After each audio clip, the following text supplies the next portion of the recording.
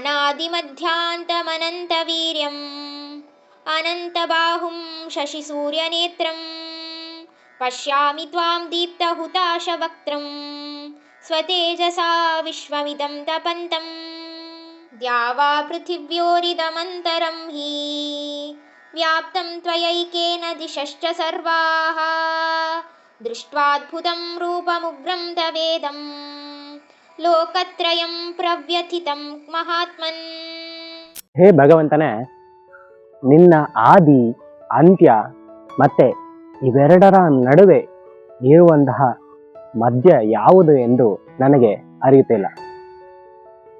ನನಗೆ ಕಾಣುತ್ತಿರುವುದೆಲ್ಲ ನಿನ್ನ ಅನನ್ಯವಾದ ನಿನ್ನ ಕೈಗಳು ಮತ್ತೆ ಸೂರ್ಯಚಂದ್ರರಾದ ನಿನ್ನ ಕಣ್ಣುಗಳು, ಹಾಗೆ ನಿನ್ನ ಬಾಯಿಂದ ಬರುತ್ತಿರುವ ಜ್ವಾಲಾಗ್ನಿ. ಇದರೊಟ್ಟಿಗೆ ಇಡೀ ಜಗತ್ತೇ ನಿನ್ನ ತೇಜಸ್ಸಿನಿಂದ ಸುಡುತ್ತಿರುವುದನ್ನ ನಾನು ನೋಡುತ್ತಿದ್ದೇನೆ.